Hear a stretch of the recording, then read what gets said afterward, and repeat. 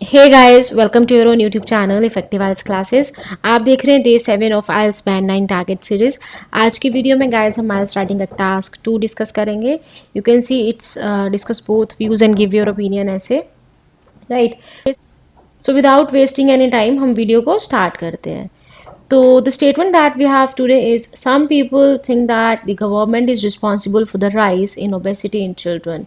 कुछ लोग क्या सोचते हैं कि जो गवर्नमेंट है दैट इज़ रिस्पॉन्सिबल किस चीज़ के लिए, for the rise in obesity, जो मतलब मोटापा चिल्ड्रन में बढ़ रहा है उसके लिए। वाइल अदर्स थिंक दैट, बाकी जो दूसरे लोग हैं वो क्या सोचते हैं कि ये पेरेंट्स का फॉल्ट है। तो हमें दोनों के दोनों व्यूज़ डिस्कस करने हैं एंड देन उसके बाद अपना ओपिनियन देना है, ठीक है गाइज। वैसे यूजुअली जो फॉर्मेट आप फॉलो करते होगे, आप शायद ये फॉलो करते होगे कि आप introduction, then 2 body paragraph and then conclusion देते होगे, एंड इंट्रोडक्शन एंड कंक्लूजन में आप अपना ओपिनियन बताते होगे। बट इन दिस ऐसे मैंने क्या करा है, इंट्रोडक्शन में मैंने अपना ओपिनियन बताया, देन बॉडी पैराग्राफ 1 में एक व्यू पॉइंट मतलब एक साइड के पॉइंट्स लिखे हैं, देन दूसरे बॉडी पैराग्राफ में दूसरी साइड के, एंड देन मैंने कंक्लूजन का अलग से बॉडी पैराग्राफ बनाया है। इट्स नॉट नेसेसरी बट अगर आप बना देते हैं तो ये आपके लिए प्लस पॉइंट ही होता है, क्योंकि क्वेश्चन में उन्होंने साफ पूछा है डिस्कस बोथ व्यूज़, दोनों के दोनों व्यूज़ डिस्कस करने हैं एंड उसके बाद अपना ओपिनियन देना है। तो आप अपने ओपिनियन को भी अगर थोड़ा सा इलाबोरेट कर देंगे तो देन ये तो आपके लिए पॉजिटिव पॉइंट ही है, राइट। तो देख लेते हैं ऐसे। तो सबसे पहले इंट्रोडक्शन देखते हैं। The alarming rise in paediatric obesity. Paediatric मतलब जो मैंने बच्चों के लिए टर्म यूज़ करी है ये, कि जो बढ़ रहा है, alarming rise has prompted considerable debate regarding the primary responsibility for this issue. इसने क्या है, has prompted considerable debate regarding, किसके regarding debate बढ़ गई है, प्राइमरी मतलब किसकी जो फर्स्ट रिस्पॉन्सिबिलिटी किसकी बनती है इस इशू के लिए, किसको ज़्यादा मतलब फोकस करना चाहिए, मतलब who is responsible for this problem. While some attribute this problem to governmental policies, while some जो people हैं वो क्या कर रहे हैं, इस प्रॉब्लम को गवर्नमेंट की रिस्पॉन्सिबिलिटी बता रहे हैं कि जो गवर्नमेंट की पॉलिसीज़ हैं they are responsible for that. Others argue that the onus lies predominantly with parents. जो बाकी के लोग हैं वो क्या कह रहे हैं, ऑनर्स का मतलब होता है ड्यूटी या फिर रिस्पॉन्सिबिलिटी, कि वो किसकी ड्यूटी बनती है, वो पेरेंट्स की ड्यूटी बनती है कि कैसे ओबेसिटी को कम करा जाए। This essay will examine both perspectives before asserting that a collaborative approach is essential. ये ऐसे क्या करेगा, दोनों के दोनों पॉइंट्स डिस्कस करेगा, दोनों के दोनों पर्सपेक्टिव्स डिस्कस करेगा एंड फिर उसके बाद एक कंक्लूजन देगा बिफोर असर्टिंग दैट, ये मतलब डिक्लेयर करने से पहले कि कोलेबोरेटिव अप्रोच जो है वो ज़रूरी है, कि खाली गवर्नमेंट भी कुछ नहीं कर सकती और खाली पेरेंट्स भी कुछ नहीं कर सकते, करेक्ट। अगर हम देखें गाइस तो इस इंट्रोडक्शन में, क्योंकि ये बैंड एंड टारगेट सीरीज़ है, तो कैसे मतलब आप अपना जो है बैंड स्कोर कैसे इससे आप इम्प्रूव कर रहे हैं, कैसे ये एक बैंड 9 के क्लोज का ऐसे है, तो वो मैं आपको बताती हूँ। The alarming rise in paediatric obesity has prompted considerable debate regarding, किसके रिगार्डिंग, यहाँ से लेके यहाँ तक हमारे पास एक क्या इंडिपेंडेंट सेंटेंस बन रहा है कि जो ये ओबेसिटी बच्चों में बढ़ रही है उसने क्या कंसीडरेबल जो डिबेट है, मतलब एक अच्छी खासी जो डिबेट है उसको पॉइंट आउट कर दिया, बढ़ा मतलब वो सामने आ रही है। रिगार्डिंग, अब ये क्या डिपेंडेंट क्लोज है, regarding the primary responsibility for this issue, किसके रिगार्डिंग है वो डिबेट, कि किसकी रिस्पॉन्सिबिलिटी बने। तो पहला जो हमारा सेंटेंस है वो कौन सा है, कॉम्प्लेक्स सेंटेंस, राइट। नेक्स्ट की बात करें, while some attribute this problem to government policies, ठीक है, सम क्या कर रहे हैं, इस प्रॉब्लम को गवर्नमेंट की पॉलिसी को कह रहे हैं। Others argue the honours lies predominantly with parents. अब ये देखा जाए तो ये अपने आप में क्या है, सेंटेंसेस दोनों का क्या है, दोनों इंडिपेंडेंट है लेकिन ये क्या है, जुड़े हुए हैं, ठीक है, वाइल एंड अदर आर्ग्यू से। तो ये हमारे पास क्या बन गया, कंपाउंड सेंटेंस, कम्प्लेक्स हो गया हमारे पास, कंपाउंड हो गया। उसके बाद है दिस ऐसे will examine both perspectives before. अब ये भी देखा जाए तो ये क्या है, एक इंडिपेंडेंट क्लोज है दिस ऐसे will examine both perspectives. And अगर इसकी बात करें, before asserting that a collaborative approach is essential, ये क्या हमारे पास डिपेंडेंट क्लोज है, दिस इज सबॉर्डिनेट क्लोज, ये पिछले के ऊपर डिपेंडेंट है। तो ये अगेन हमारे पास क्या हो गया, कॉम्प्लेक्स। तो हमारे पास क्या है, वेराइटी ऑफ सेंटेंसेस। इंट्रोडक्शन में हमने कोई भी सिंपल सेंटेंस नहीं यूज़ किया है, राइट। बाकी अगर हम अपनी LR की बात करें, पीडियाट्रिक हमने यूज़ करा, उसके बाद प्रीडोमिनेंटली, ये क्या कॉमन वर्ड नहीं है, बहुत से बच्चे नहीं यूज़ करते। रिगार्डिंग वर्ड हो गया, ऐसे वर्ड्स, अलार्मिंग राइज हो गया, राइट, प्रॉम्प्टेड, कंसीडरेबल डिबेट हो गया। ये सब क्या आपकी LR को क्या कर रहे हैं, बूस्ट कर रहे हैं। आपकी grammar range and accuracy boost हो गई, आपकी LR हो गई। CC तो CC मतलब ये पूरा का पूरा जो ये इंट्रोडक्शन है वो तो वेल कनेक्टेड है ही। हमने कोहेसिव डिवाइसेस भी यूज़ कर रहे हैं, जैसे this issue, others argue, while, ये सब क्या आपस में, दिस ऐसे, ये सब क्या है, कनेक्टर्स हैं, kind of these are cohesive devices, okay. And अगर हमारे पास बात रही टास्क अचीवमेंट की, तो हमने क्या करा, इक्वेशन को भी हमने पैराफ्रेज करा, फिर हमने अपना भी सब बताया कि हम ऐसे में क्या करेंगे। तो क्या हमारा जो टास्क अचीवमेंट भी है इंट्रोडक्शन में, वो भी क्या बिल्कुल करेक्ट है, हम इसको प्रॉपर हमने बताया है। तो देखा जाए तो हमारे चारों के चारों पैरामीटर्स इसमें क्या है, बिल्कुल ओके है।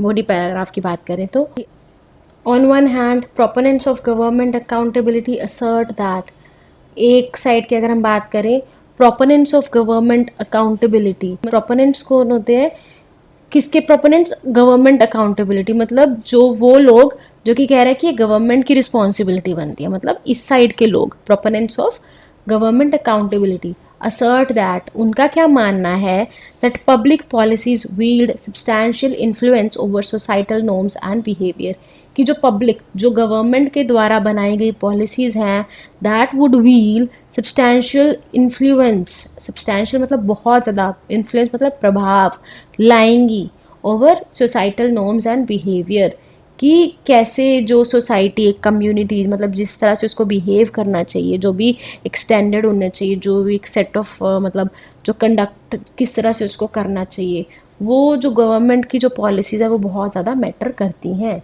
Policies regulating food advertising, school nutrition standard and urban planning can significantly impact children's dietary choices and physical activity levels। हम क्या बात कर रहे हैं गवर्नमेंट पॉलिसीज़ की, तो अब उसको हम इलेबोरेट कर रहे हैं कि कैसे। जब भी हम कोई एक पॉइंट देते हैं कि हाँ इसको करना चाहिए, तो नेक्स्ट क्वेश्चन होता है हाउ, ठीक है।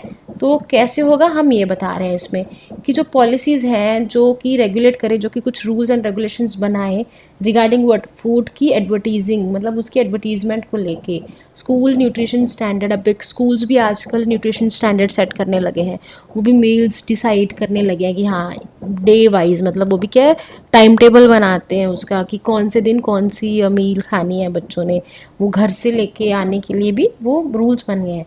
And urban planning can significantly impact children's dietary choices.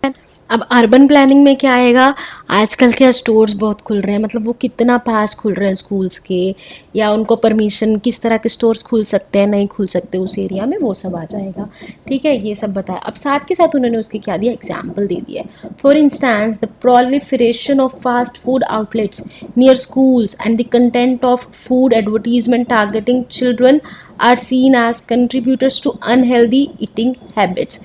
क्या एग्जाम्पल दे रहे हैं वो, द प्रोलिफरेशन, प्रोलिफरेशन क्या होता है, क्विकली स्प्रेड होना या फिर इंक्रीज होना, उसको हम क्या कहते हैं, proliferation of fast food outlets. जो फास्ट फूड आउटलेट्स हैं, आप भी देखते हैं, आप अगर आप आइल्स कर रहे हैं तो मोस्ट ऑफ द स्टूडेंट्स क्या वो इंस्टीट्यूट में जाके ही आइल्स करना प्रेफर करते हैं, वो ऑनलाइन एजुकेशन मतलब ऑनलाइन पढ़ना या सेल्फ स्टडी करना कम प्रेफर करते हैं। तो आप अगर जाते हैं तो आप भी देखते होंगे अपने इंस्टीट्यूट के आसपास बहुत सारे आउटलेट्स होते हैं आजकल, ठीक है। तो वो क्या है, अनहेल्दी, आप जाते हो तो देखते हो तो आपका खाने का मन करता है। And other thing is the content of food advertisements, जो फूड की रिलेटेड भी बहुत ज़्यादा हम देखते हैं एड्स वगैरह आती हैं जो कि चिल्ड्रन को ही टारगेट करते हैं, वो भी क्या है, आर सीन एज कॉन्ट्रीब्यूटर्स, की वो भी क्या है कि इनका भी बहुत ज़्यादा रोल है फॉर अनहेल्दी ईटिंग हैबिट्स में, ठीक है। Therefore, effective government intervention through stringent regulations and educational campaigns is essential to curb the rise in obesity in younger population. इसलिए गवर्नमेंट की intervention, involvement, interference through stringent regulation, stringent मतलब strict rules and regulations and educational campaigns मतलब लोगों में जाके awareness campaigns लगाना, उनको बताना इज एसेंशियल, ये बहुत ज़्यादा ज़रूरी है to curb, to mitigate, to tackle this problem, to curb the rise in obesity in younger population, कि इस प्रॉब्लम को ख़त्म करने के लिए जो गवर्नमेंट की इंटरवेंशन है वो क्या बहुत ज़्यादा ज़रूरी है। अब अगर इसमें भी हम बात करें तो सबसे पहले अगर हम एलआर की बात करें, हमने कैसे वर्ड्स यूज़ करें, प्रोपोनेंट्स हमने यूज़ करा, अकाउंटेबिलिटी यूज़ करा, असर्ट यूज़ करा, सब्सटैंशियल इन्फ्लुएंस यूज़ करा। अब ये क्या है, कोलोकेशन है, ठीक है। Societal norms and behaviours, again this is collocation. Regulating, उसके बाद सिग्निफिकेंटली, डायटरी चॉइसेस, ये सब क्या है हमारे अच्छी वोकैब हमने यूज़ करी है। प्रोलिफरेशन, राइट, तो हमारा इससे साफ पता चल रहा है कि हमने क्या वैरायटी ऑफ जो वोकेबलरी है वो यूज़ करी है, कॉमन वोकेबलरी नहीं यूज़ करी। तो एलआर हमारा ओके हो गया। टास्क अचीवमेंट की बात करें तो ऐसे क्या बता रहा है, पहले तो वो क्या कह रहा है कि गवर्नमेंट को करना चाहिए, फिर उसके बाद सेकंड सेंटेंस में उसने बताया कि कैसे करेगा, और थर्ड में उसने क्या करा, उसने एग्जाम्पल दी। तो ये अगर हम देखें तो हमने पूरा का पूरा उसको इलेबोरेट किया है विद एग्जाम्पल। तो हमारा टास्क अचीवमेंट भी हमारा क्या अच्छे से हम उसकी जो रिक्वायरमेंट्स है उसको फुलफिल कर रहे हैं। सीसी की बात करें एंड ग्रामर रेंज एंड अगर एक्यूरेसी की बात करें, सीसी की बात करें तो जो ये पूरा का पूरा जो ये बॉडी पैराग्राफ है ये इंट्रोडक्शन के साथ वेल कनेक्टेड है। इंट्रोडक्शन में जो बात करी हुई थी उसका फर्स्ट पॉइंट हमने इसमें क्लियर कर दिया। आपस में भी जितने भी हमने इसमें सेंटेंसेस यूज़ कर रहे हैं मतलब एक फ्लो बिल्कुल सही चल रहा है ऐसे का। सीसी में सिर्फ और सिर्फ कनेक्टर्स ही यूज़ करना नहीं होता।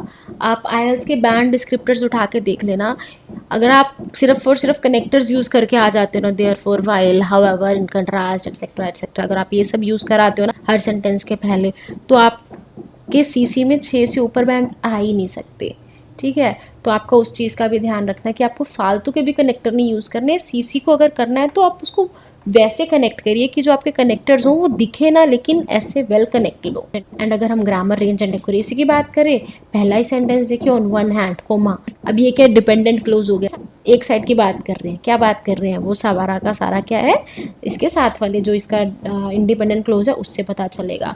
Proponents of government accountability assert that, ये बताया गया है। तो ये इसमें हमने वैरायटी ऑफ सेंटेंसेस, अगेन जो अच्छे वाले सिंपल सेंटेंसेस नहीं यूज़ करे हुए, ठीक है, तो हमने वैसे ही अच्छे वाले जो ग्रामर रेंज एंड एक्यूरेसी इसमें यूज़ करी है। नेक्स्ट बॉडी पैराग्राफ की बात करें, कन्वर्सली, कन्वर्सली मतलब on the other hand, right, advocates of parental responsibility, अब जो इस साइड है वो क्या कहते हैं, वो क्या मानते हैं, that the primary influence on a child's lifestyle stems from within the home, कि वो जो बच्चे की जो लाइफस्टाइल है वो क्या है, होती कहाँ से है, मतलब स्टेम फ्रॉम मतलब वो उसका जो मेन सोर्स है, जो बेसिकली वो कहाँ से उसका जो लाइफस्टाइल है मैटर करता है, वो क्या है, घर से। Parents are pivotal in shaping the children's eating habits, अब जो ये पेरेंट्स हैं ये क्या बहुत इंपॉर्टेंट रोल प्ले करते हैं उनके जो बच्चे की जो ईटिंग हैबिट है उसको शेप करने की, मतलब वो क्या खाए कैसे खाए उसमें। अगर पेरेंट्स ही बच्चे को अवेयरनेस दे कि ये चीज़ खाने के ये फ़ायदे नुकसान है, अगर बच्चे को पता हो घर से ही कि हाँ इस चीज़ को खाने से मुझे ये नुकसान होगा, तो बच्चा गलत चीज़ें खाएगा ही नहीं, right. And physical activities and screen time behaviours, मतलब ये सब भी क्या है, ओबेसिटी के कारण है, तो ये सब कौन कंट्रोल कर सकता है, parents only. They control the food choices available at home and set examples through their own behaviours.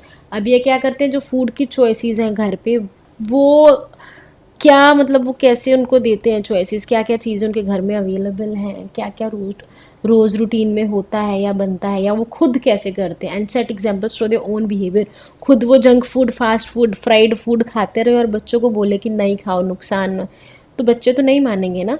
तो मतलब कोई भी चीज़ अगर आपको बच्चों को सिखानी है तो पहले वो आपको खुद फॉलो करनी पड़ेगी, देन ओनली सामने वाले को समझ आता है कि हाँ कुछ तो बात है, right. Moreover, parental involvement in extracurricular activities and monitoring of screen time are crucial in promoting healthy lifestyles.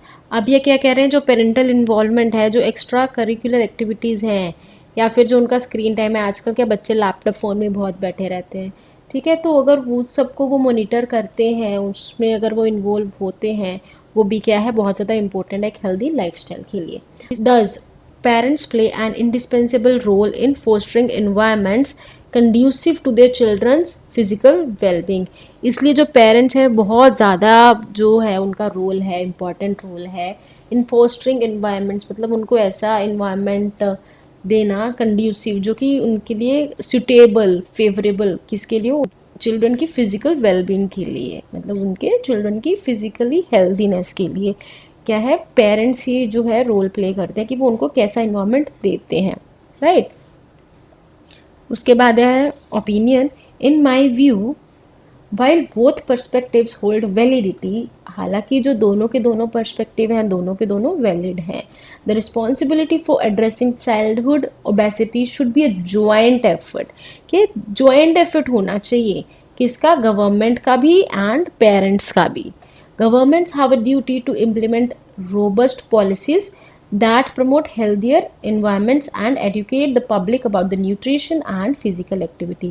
जो गवर्नमेंट है उसके ऊपर क्या जिम्मेवारी बनती है, उनकी क्या रिस्पॉन्सिबिलिटी बनती है कि वो ऐसी पॉलिसीज़, ऐसी इफ़ेक्टिव पॉलिसीज़ बनाए जो कि हेल्थियर इन्वायरमेंट को प्रमोट करें, एंड जो पब्लिक है उनको भी एडुकेट करें कि अगर पब्लिक को अवेयरनेस होएगी पहले तभी वो अपने बच्चों को अवेयर कर पाएंगे ना।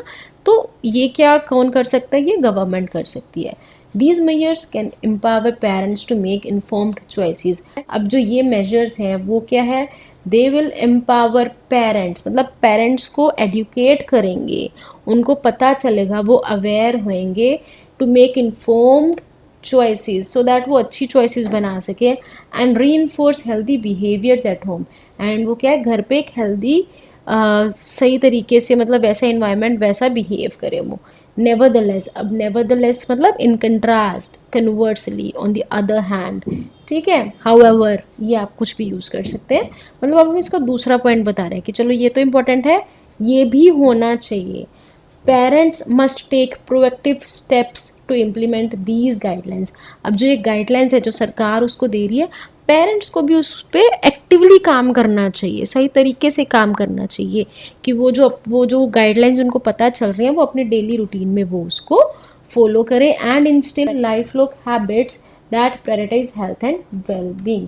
एंड इंस्टिल मतलब अपने आप में और अपने बच्चों में उस डालना, मतलब उनको समझ आ जाना, इंस्टिल करना उनमें कि देख ऐसी हैबिट्स लाइफ लॉन्ग, मतलब पूरी लाइफ की अगर हम बात करें तो मतलब कि वैसे ही फॉलो करना चाहिए रूटीन में, तो जो कि हेल्थ एंड वेलबींग के लिए बेटर हो, राइट। तो हमने क्या करा, 2 बॉडी पैराग्राफ्स करे, पहले इंट्रोडक्शन देखा, 2 बॉडी पैराग्राफ्स, फिर मैंने अपना व्यू पॉइंट बता दिया। अब जो मेरा कंक्लूजन है उसमें मैंने फिर कंक्लूड कर देना अपना ऐसे। In conclusion, childhood obesity is a multi faceted issue, मतलब इसमें मल्टीपल अप्रोचेज़ हैं, बहुत सारी अप्रोचेज़ हैं, influenced by both government policies and parental practices. By collaborating effectively, अगर वो इकट्ठे हो जाते हैं, government can create supportive environments, जो government है वो supportive environments बना सकते हैं that encourage healthy lifestyles, while parents can leverage their influence to instill positive habits in their children, right? Ultimately, a concerted effort, मतलब एक joint effort between the policy makers and the families is crucial in tackling the complex challenge of childhood obesity and ensuring the well-being of future generation। जो हम ऊपर पूरा ऐसे में discuss करके आए वही सब इसमें लिखा हुआ है, जो कि इंट्रोडक्शन में भी था और कंक्लूजन में भी था, इसको थोड़ा सा बढ़ा दिया है, ठीक है, कि दोनों गवर्नमेंट एंड पेरेंट्स दोनों को ही काम करना पड़ेगा, दोनों को ही मेहनत करनी पड़ेगी, right. So this was the task 2 for today. Next task 2 हमारा to what extent do you agree पे रहेगा। Some people think that when a person travels into a different culture, they should adapt to the local practices and customs. To what extent do you agree? Okay. Guys, video अच्छी लगी हो तो like भी करें and comment करके भी बताइए, कुछ सजेशन हो तो वो भी बताइए, एंड अपने दोस्तों के साथ भी ज़रूर शेयर कर दी। मिलते हैं नेक्स्ट वीडियो में, टिल देन टेक केयर, सी या, बाय बाय।